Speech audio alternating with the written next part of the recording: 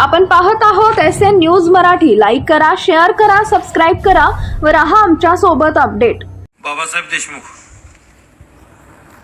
अध्यक्ष महाराज, मला पुरवणी मागण्यावरती बोलण्याची संधी दिली त्याबद्दल आपलं मनापासून आभार मानतो.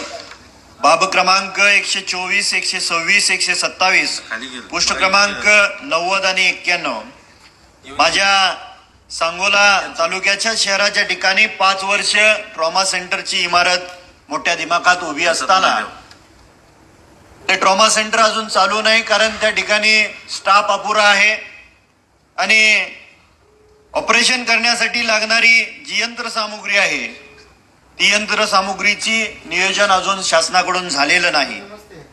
त्याचबरोबर ग्रामीण भागामध्ये विशेष करून महिलांमध्ये गर्भाशयाच्या पिशवीच्या तोंडाचा कॅन्सर, सर्व्हिक्स कॅन्सर आणि ब्रेस्ट कॅन्सरचं प्रमाण वाढत असताना त्या महिलांची स्क्रीनिंग टेस्टसाठी आणि ट्रीटमेंटसाठी विशेष करून केमोथेरपी आणि रेडिओथेरपीसाठी शासनाने निधी उपलब्ध करून देणं गरजेचं आहे.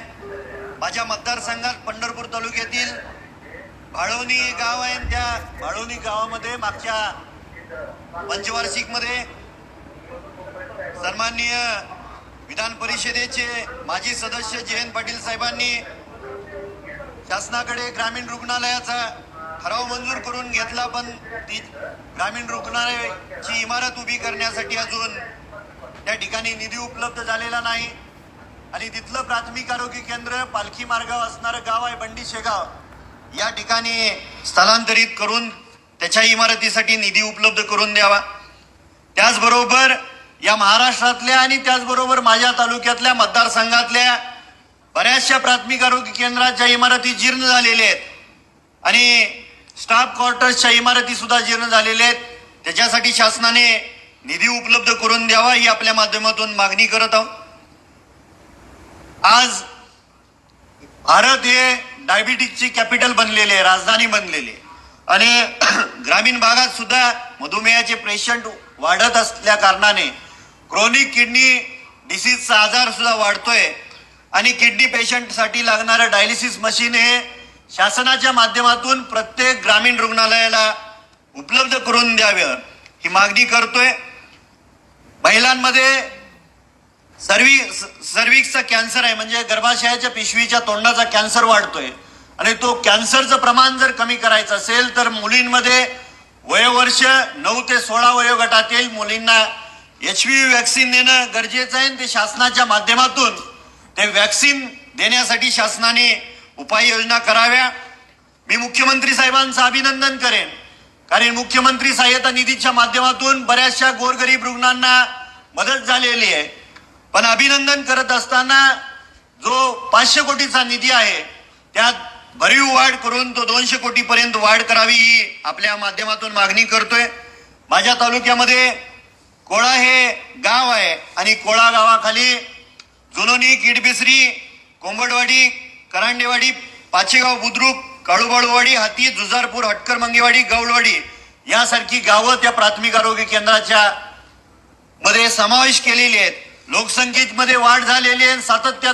सातत्याने तिथल्या ग्रामस्थांची मागणी आहे की त्या प्राथमिक आरोग्य केंद्राचे रूपांतर हे ग्रामीण रुग्णालयामध्ये करून देण्याची मागणी मी तालुक्याच्या वतीनं आणि त्या गावकऱ्यांच्या वतीने करत आहे. या राज्यामध्ये उपकेंद्रामध्ये काम करणारे समुदाय आरोग्य अधिकारी आणि उपकेंद्रामध्ये काम करणाऱ्या परिचारिका आहेत, त्यांची बांधकामामध्ये वाढ करण्यात यावी ही आपल्या माध्यमातून मी विनंती करतोय. आणि बऱ्याचशा महाराष्ट्रातल्या प्राथमिक आरोग्य केंद्रामध्ये कुत्रा चावल्यानंतर होणाऱ्या श्वानदंश लस जी गरजेची आहे त्या लशीचा खूप मोठ्या प्रमाणावरती तुटवडा आहे. सर्पदंश झाल्यानंतर अँटी स्नेक वेनम या लशीचा सुद्धा तुटवडा आहे. त्याची पूर्तता शासनाने लवकरात लवकर करावी आपल्या माध्यमातून मागणी करतोय. बाब क्रमांक 91, पुष्ट क्रमांक 67 सोलापूर जिल्ह्यात 16 शिवभोजन केंद्र सुरू आहेत, पण मागच्या 4 महिन्यापासून त्यांचं अनुदान प्रलंबित आहे. ते अनुदान तात्काळ शासनाने द्यावे आणि त्याचबरोबर सांगोला तालुक्यात नव्याने शिवभोजन केंद्र सुरू करण्यासाठी शासनाने तात्काळ मंजुरी द्यावी. ग्रामीण भागातील नवीन जे रेशन कार्ड धारक जनता आहे त्यांना अजूनही माल मिळत नाही आणि जे ऑलरेडी ज्यांना माल मिळतोय पण लोकसंख्येनुसार जिल्ह्यातल्या प्रत्येक तालुक्याचा इष्टंक वाढवून मिळावा ही आपल्या माध्यमातून शासनाला विनंती करतोय. बाब क्रमांक 121 पृष्ठ क्रमांक 86 सांगोला तालुक्यातील महात्मा गांधी ग्रामीण रोजगार हमी योजनेअंतर्गत मजुरांची जवळजवळ प्रलंबित अनुदान आहे 62,04,00,000 रुपये. हे लवकरात लवकर शासनाने अदा करावं आणि त्याचबरोबर या राज्यामध्ये जवळजवळ 2,000 ग्राम रोजगार सेवक अत्यल्प मानधनावर काम करतायत. शासनाने 3 ऑक्टोबर 2024 रोजी जो निर्णय घेतला आणि त्या मानधनामध्ये 8,000 रुपयाचं इन्क्रिमेंट केलं आणि 2,000 प्रवास भत्ता देण्याचं तरतूद केली, पण त्याची अंमलबजावणी अजून झाली नाही. ती लवकरात लवकर करण्यात यावी. आणि त्याचबरोबर महाराष्ट्रात 20,000च्या आसपास संगणक परिचालक आहेत आणि मागच्या 14 वर्षापासून ते ग्रामीण भागातल्या गोरगरीब जनतेची सेवा ऑनलाईन ऑफलाईनच्या माध्यमातून करतायत. त्यांचं मानधन त्या मानधनामध्ये वाढ करण्यात यावी आणि यावलकर समितीच्या शिफारसीनुसार सुधारित आकृतीबंधात ग्रामपंचायत संगणक परिचालकांना कर्मचाऱ्यांचा दर्जा देण्यात यावा ही आपल्या माध्यमातून मी विनंती करतो. मला आपण बोलण्याची संधी दिली त्याबद्दल मी आपला आभार मानून थांबतो.